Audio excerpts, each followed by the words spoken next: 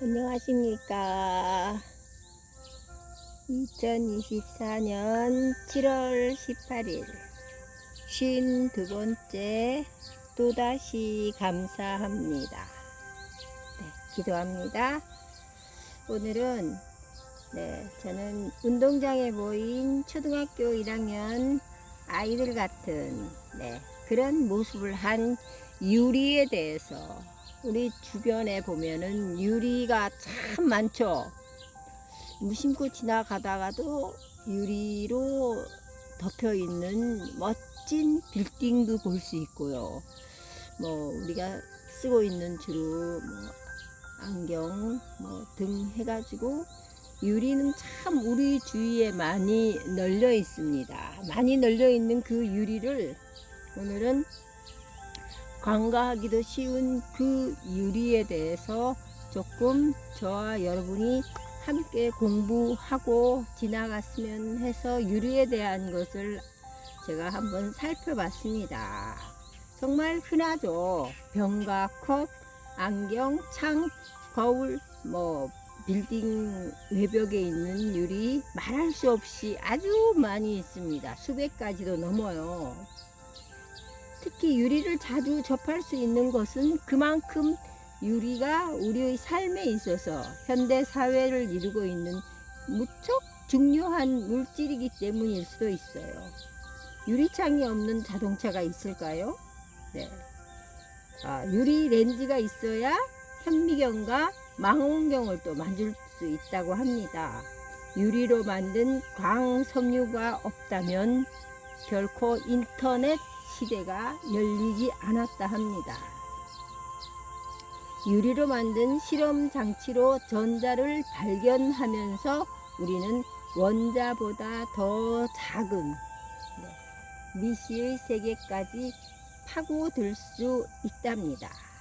그로 인하여 현대 과학이 지금 눈부시게 더욱 발전하고 있습니다. 유리로 만든 시험관과 비커, 실린더, 플라스크가 없는 실험실은 상상할 수가 없죠. 이 기구들이 있음으로 인해서 질병을 치료할 수 있는 약품 개발 역시 지금도 눈부시게 발전하고 있습니다. 이처럼 유리라는 그 엄청난 물질은 수많은 곳에 쓰이는 많은 이유가 있는, 특히 모양을 바꾸지 않는 견고함, 다른 물질과 쉽게 반응하지 않는 굳건함, 자신을 드러내지 않는 투명함, 그 덕분이라고 합니다. 다시 한번 말씀드립니다.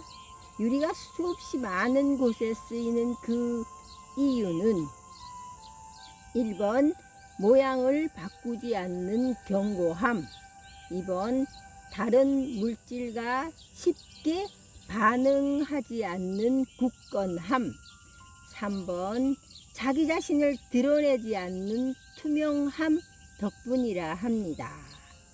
예전에 19세기까지만 해도 유리는 지금의 유리와는 너무나 달랐다 합니다.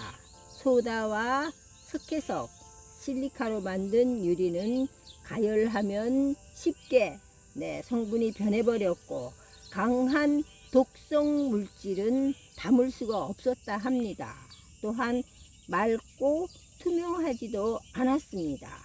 그러다가 기본 재료에다가 첨가물을 섞어서 다양한 기능과 투명함을 갖춘 오늘날의 유리로 점점 발전하게 되었습니다.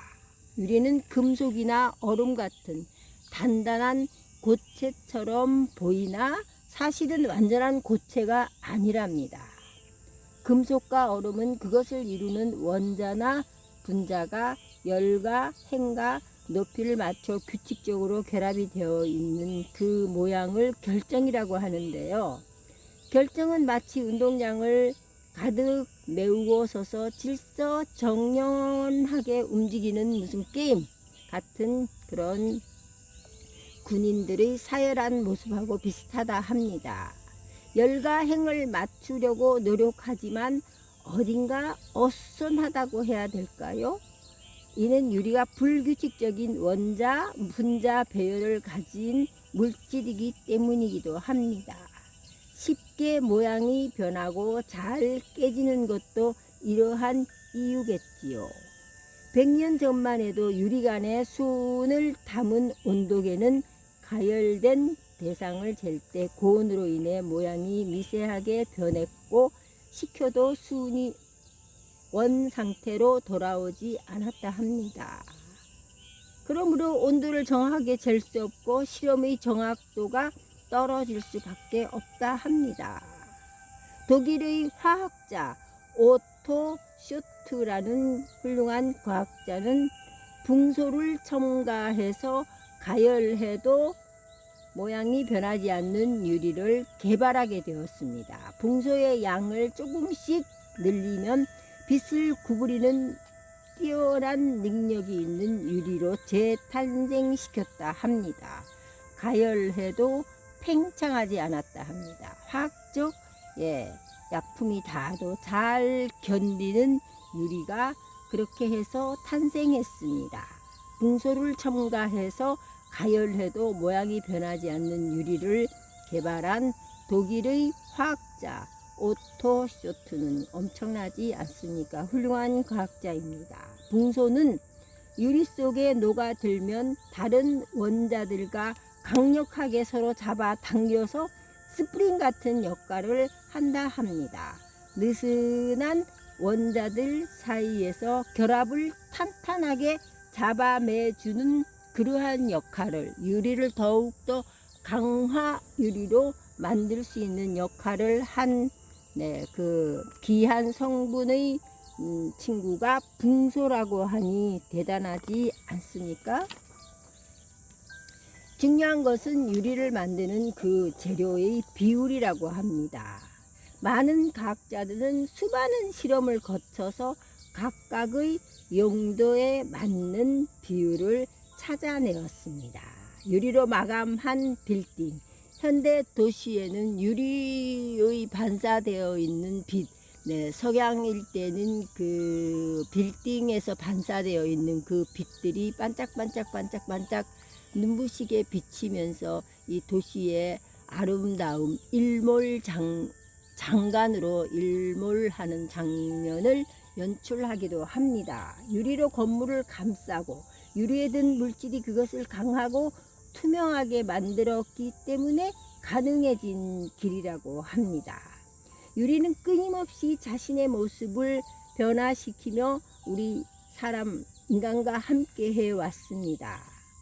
안료를 받아들여서 생유리로 변신시켰고 교회와 성당 안에 다채로운 빛을 안겨줬습니다. 붕소와 프리오딘, 화학물과 섞여서 더 단단함을 갖추어 갔습니다. 질산 암모늄 같은 물질과 만나서 더 맑고 투명하게 거듭났다 합니다. 한 예로 저희 딸 아이가 선물 받은 한 잔 유리컵이 엄청난 가격을 갖고 있다 해서 저는 엄청 놀란 적이 있습니다. 아마 그 유리 잔이 강화 유리로 된 그 부드러우면서도 예민하고 이 유리컵 하나가 엄청난 가격을 갖고 있다는 것에 다시 한번 지금 놀랐습니다. 우리는 나와 다른 것을 얼마나 받아들이고 살고 있습니까?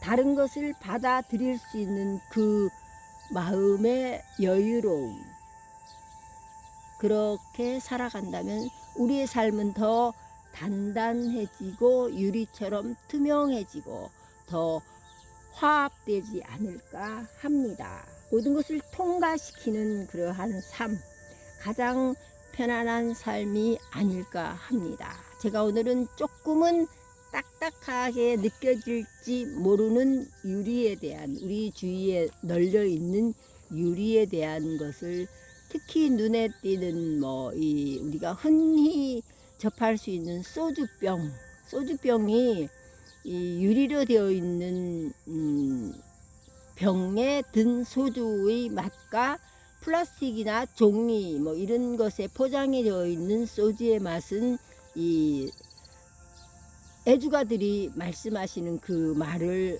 가만히 들어보면 역시 유리병에 들어있는 소주 맛이 최고다 라고 말을 하더라고요. 네. 그 어떤 물질에 담겨 있느냐에 따라서도 그 음식의 맛과 향이 달라질 수도 있죠. 뚝배기에 바글바글 이 된장찌개가 끓고 있는 거, 그런 건 생각만 해봐도 그냥 뭐 냄비에 끓이는 된장찌개보다는 맛이 더 가중되는 것 같지 않겠습니까? 지금도 우중이라서 조금은 좀 처지기 쉬운 날일 수도 있습니다.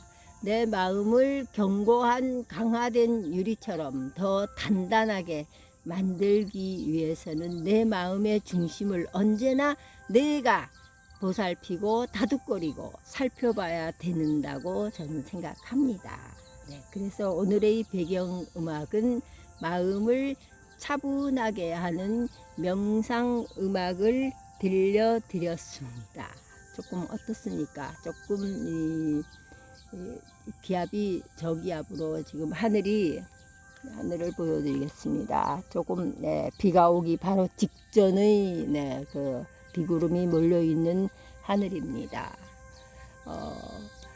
우리의 마음 상태에 따라서 내 마음이 어디로 향하고 있는가를 늘 오늘도 점검하시는 즐거운 목요일 되시기 바랍니다.